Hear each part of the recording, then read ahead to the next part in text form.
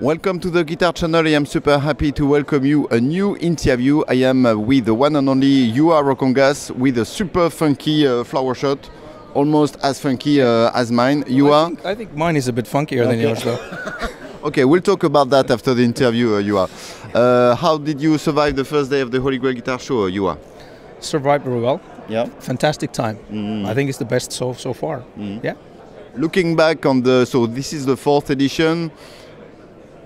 Did you envision in 2014 that it was to evolve like it has now? Well, I was hoping, but it still feels like surreal. Yeah, totally. So I'm amazed, thankful, privileged. Is there any big trend you saw in the 135 builder you invited to the GB to exhibit here? Compared to not 2017 but 2016? I couldn't say, other than what is year by year overwhelming to me is that we get applications every time, because I'm one of the organizers as well as part of the EGB. So we get applications from so much builders that I've never heard about. So it's like every year there feels like this community is just expanding like crazy. You have more and more candidates every year? Yeah, and it's aggravating because the selection process is a nightmare, So don't apply to the show. No, just kidding. All right, let's talk about this incredible guitar you have with you. So does it have a name? Yeah, well, it's a whole new thing for us. I'm just it's such a big guitar that it won't fit to the video. Look. Yeah. So I need to do a little camera run, ooh, like that. So it's a step into the unknown for us, an acoustic archtop guitar. We've never done acoustic guitars before, so this is something new. And when it's been always difficult for me to give names for guitars, because it somehow should be part of the identity of the guitar. And I could tell you so much more about the guitar itself, but maybe I'll tell you about the name, because this one is particularly quite interesting, I think. When I was thinking, because this is our new, it's a flagship model for us. Something new. I wanted it to be something that symbolizes that who we are about and what we're capable about, and the kind of like the variety and variables that we're working on and working with. And so I started thinking, what is the guitar as a concept? What does the guitar mean to me? I mean, what is it about? So, because obviously for a lot of us, it has started from music, from creativity, for love of music. So in the end, I kind of like, it boils down to I got these two words in my mind: passion and love, right? And so when I came to think of the word love, it kind of dawned to me that the name of the guitar will be Emma Maria. Emma is my wife. Yeah. Maria is her second name. Ah, okay. And makes sense. Yeah, and it's kind of like there's a story to it, because Emma is someone who changed my life completely at one time. I've been a really hard-working guy all my life. In Finland, I don't know how about it in France, but in Finland, we're a culture where men are often sort of evaluated by how hard they work, Okay. So we're a hard-working... That's the standard, and you have to achieve very high standard. Yeah, it's a hard-working sort of culture like that. And I've been like that. And I've worked a lot. I'm very determined to the level that I'm stubborn. I'm really like that. And so during my 23 years in this on as a career as a luthier, I've achieved, I would say, fair to say that I've achieved quite a lot, right? But if you change the perspective to that, and if there would be like my first wife telling this story, from 20 years ago, it would have a totally different flavor to it, of a husband who is never home, father who is never home. My children would have a different story to tell, so to speak. So it's always like, when you're so dedicated to something that it kind of overbears, it shadows the rest of your life. It consumes everything. Yeah. And, so your life is in that way not necessarily in balance. So it's always a trade-off. I achieve on one level and lose on some level. Yeah. And so my first marriage was determined to end, and I deserved it. It's something that, and it was hard. It was really hard, kind of, breaking the family like that. And this is like it's always 12, difficult, 13. to recognize that it's a failure when you fail to build something with someone and to keep it going. It's a failure. Yeah. And first it was really also, it was disappointing to me personally, and there was obviously lots of emotion, anger, and all kinds of things. A long process to kind of survive from and to get over with, and then I have a great friend who I would call him my mentor, who then I was pouring my heart out to him. This was maybe 12, 13 years ago after my divorce, and was pouring my heart out how disappointed I am and how angry I am and how this and that. And so this friend just pointed out to me that, hey, Juha, that was the right thing for you to happen, because you totally deserved it. You haven't loved that woman. It's great that life moves on. And this, coming straight to the heart from a good friend of mine who doesn't want to hurt me, who is compassionate but not in this situation empathetic in the typical way that it's horrible, it's oh my god, poor you, tapping on my, no. So this was something that went really deep to me, and I started thinking, and then life moved on, and I got a second chance, and I met Emma, who is from Sweden, and she totally swept the feet from under me, like it was amazing. And that's something I noticed, that you say that very often or once in a while in your Facebook post, you say selfie with Emma and say, well, she swept my how do you say that? Swept me off my feet. Yeah. And that's always a touching homage, I think you give her. Well, it is something that maybe that's why I'm now sharing this story, because it's so kind of like a human story, and we all go through these things, and they're not so often maybe talked about, and I think it's just something that is not to do. It has nothing to do with guitars, but on another level, it has everything to do with guitars, because this is also about passion and about love. So anyways, this kind of falling in love with Emma like that, like happened to me, and something in her, she's this very special, sensitive person who somehow this sensitivity, she's a person that if she doesn't feel loved, she withers away like a flower. But she's not demanding about it or somehow nagging about it, but she's just in a very modest way like that. And somehow that just spoke to me and opened something in me that hadn't been opened in my life in the first 35 years. And slowly my ship started to shift course, and I regained a new kind of balance in my life.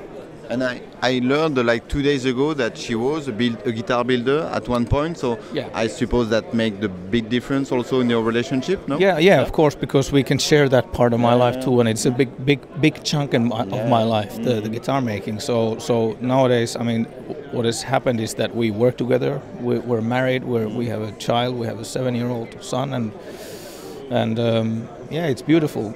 It just works great. And so anyways, let's fast forward to the name of the guitar. So the name Emma Maria, it's Emma's name, and there's an inlay. Maybe I can show it to you close up here, like that, like so. I'll put a picture. Don't worry. You can put a picture. So there's an inlay. It's an old illustration. A Swedish artist John Bauer, who has done these fairy tale illustrations. Goblins and princesses and these kind of classic fairy tale stuff, and those have been Emma's favorite pictures, paintings, illustrations since she was a small girl. And she has this particular, more in the original style of John Bauer's art. She has that tattoo in her arm, and I was kind of thinking that, okay, I'm going to name this guitar this way to kind of symbolize love, and I'm going to put that inlay there in my interpretation, of this shy princess figure who is kind of not always so sure about herself and is hiding behind her hair so that you can hardly see her, and that's just something that it's this particular picture that Emma has as a tattoo spoken to me in the way that it somehow reminds me of her. So it just was kind of like this, circle closed in a way that even when I was, digging up something, about what is Emma, what is the origin of these words? Where does Emma come from? Where does Maria come from? And finding out that Emma originates to the Germanic word Ermen. It means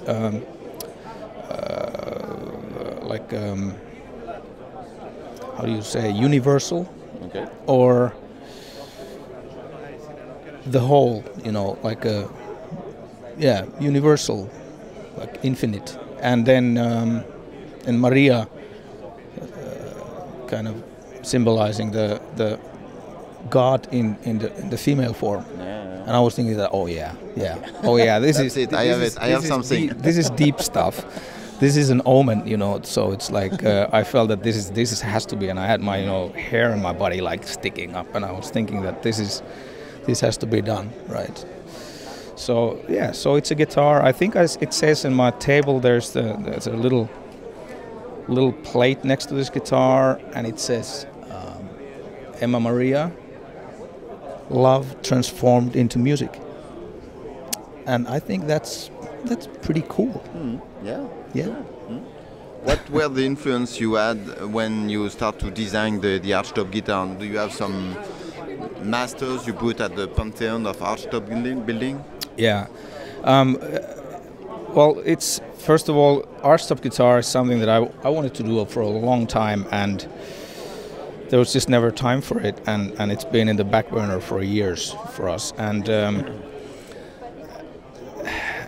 for me, like, since I started studying guitar making, there were certain characters, certain old photographs that spoke to me, like the old Stromberg jazz guitars, which is probably the reason why maybe the cutaway has something a little bit more in a delicate way, but it has some kind of hats off to the Stromberg type of designs, and but then some of the modern masters, like lots of my generation luthiers look up to Bob Benedetto's work a lot, and so he's, for me, I mean, I'm not an exception in that regard. I've watched closely his series of DVDs and read his book, many times about constructing guitars, and because he's sharing everything so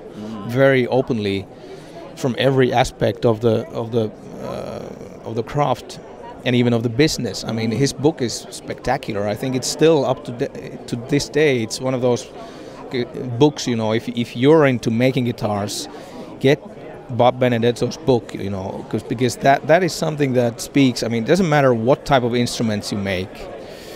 It's something that it's just unbelievably interesting, because it talks about the business, it talks about the life, it talks about everything, Excellent. So there's a couple of names there, and then I've over the years then kind of getting more, having become more involved in the community, in the luthier tribe, so to speak. I've gotten friends with a lot of builders who have great experience in making archtop guitars. So I was totally nervous bringing this guitar here, because we are rookies in this.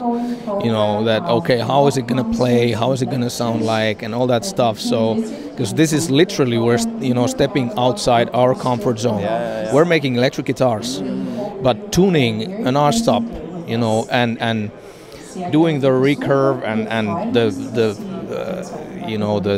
how flexible the top is and the back is, and how to tune them together. It's something I know in theory, but now we're doing it for real, and it's nerve-wracking in a way. So. And did you show the guitar to some of the archtop master around here? Yeah, I've shown to a couple, and they like the guitar, but maybe they're just kind. I don't know. I couldn't tell yet, but so our next step is, of course, because this guitar here, we're gonna take it to a few shows. We're gonna take it to the NAMM show next winter and so on. So this piece is not for sale, but we're going to be making more, but it's going to be the basis for a permanent model in your line. Yeah, absolutely. Yeah. So Emma Maria will be and is now a model for us, and all the elaborate.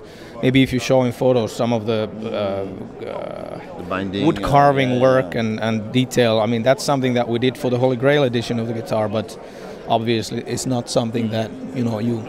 Can you tell us where we can find the Ruokangas ADN in that guitar? The specific detail which is your small maybe block into the archtop world. Well, that's kind of an easy. That secret? No, it's not. It's an easy thing actually to say, because I was interviewed a week ago by the Downbeat magazine in the USA for the jazz guitar. I think one of the biggest jazz guitar magazines in the world, and they wanted me to be included in this story about thermally treated wood, right? Because my company is one of the pioneers doing that. So they wanted me in that, and when doing the interview, they had no idea that we have an archtop. Okay.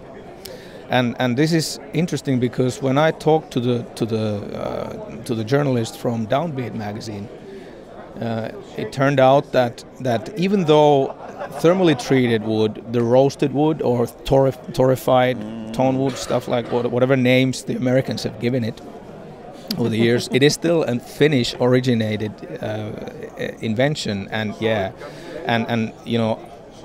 we were using it back in the end of 90s, and in America it has become popular during the last 10 years. 10 years later, then I started using it regularly to all my electric guitars, to certain species of wood.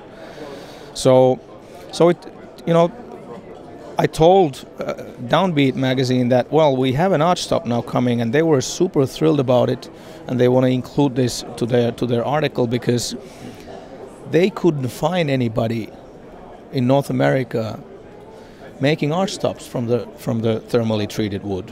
It is very popular now with the flat tops, using spruce for tops and necks and stuff like that, but the archtop world is the most conservative bunch of them all, I guess, next to the violins. It's because this is something that obviously, and it was also one of the kind of fundamental kind of starting points for us, that when we started with this guitar, I always knew that it will be made of thermotreated birch back, birch sides, birch neck. Okay. And the top, thermally treated spruce top. So which comes from Finland too? Or yeah. In Finland, it's like the spruce we have we're so high up north that it's difficult to get spruce big enough trees that are so I'm not sure even if we can always use Finnish spruce, but at least we're gonna use it somewhere as close as we can, and thermally treat it our way. So it's gonna be kind of the best possible in that way. But Yeah, so the thermal treatment would be one of the kind of starting points that has fundamental effects how the guitar is going to sound, how the guitar is going to even feel, and how the dynamics and how it's going to develop in time, because this is something that it's a guitar that will open up like an acoustic instrument or electric instrument would open up in time, but it is kind of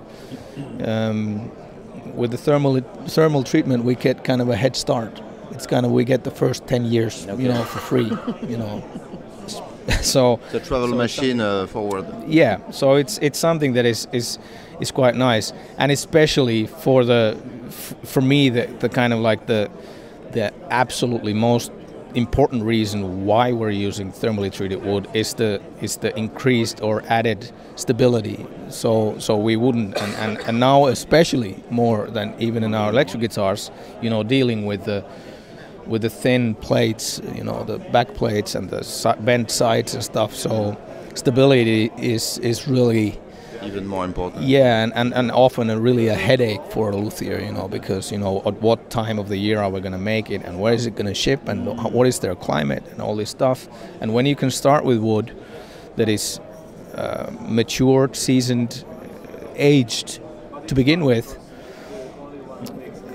because as a technicality, the fact that thermally treated wood is more stable, what it means is that it just, when you have the humid weather or really dry season, wood wants to kind of adapt to that. It wants to suck in some of the moisture, it wants to give it away when it's drier, but thermally treated wood acts in the exact same way as like 100 years old seasoned piece of wood. It doesn't do that so much anymore. It doesn't want to suck in so much water. It doesn't want to give it so the balance humidity inside the wood is within like a smaller range. So that's just the technicality. It's like a researched fact. Not that you can sell guitars with researched facts like this is a better guitar because the scientists in Finland have proven so.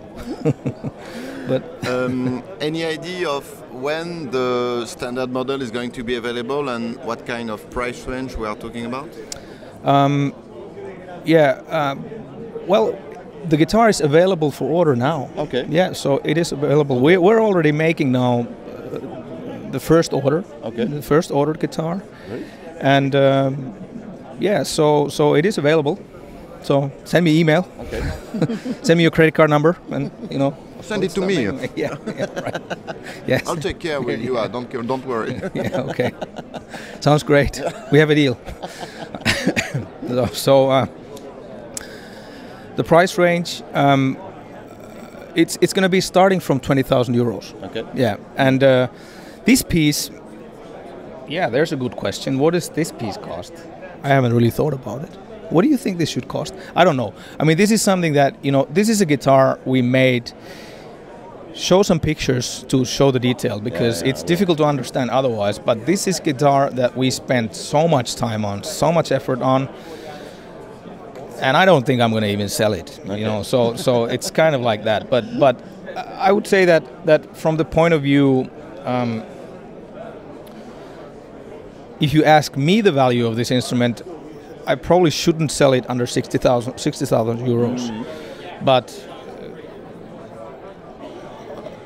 I have no idea. So I'm going to talk today later. I have a lecture about, costs of guitars. How much should it be, or how much guitars should cost. So I think I'm going to ask the audience, how much should this cost. Let's see what they think. Yeah. Yeah.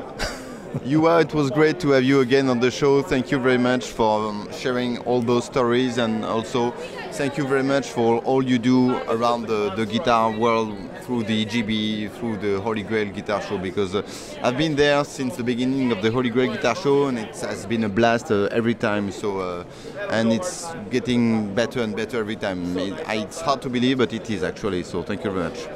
Thank you, and I'd like to say my thanks to you, Pierre, and the Guitars channel. I mean, you're doing an amazing job. Thank you. Continue what you're doing, and I encourage all the luthiers watching this to join as what was the term for the pro partnership? Yeah. Pro partnership, like I am, pro partner. So luthiers, join Pierre, because he's doing a good, he's doing job. He's benefiting all of us. So it's good to support what he's doing. So go sign. Thank you. Sign. I think I'm going to hire you. Yeah. Okay. Thank you very much, and enjoy the rest of the Holy Grail. Thank you very much. Thank you. Bye bye.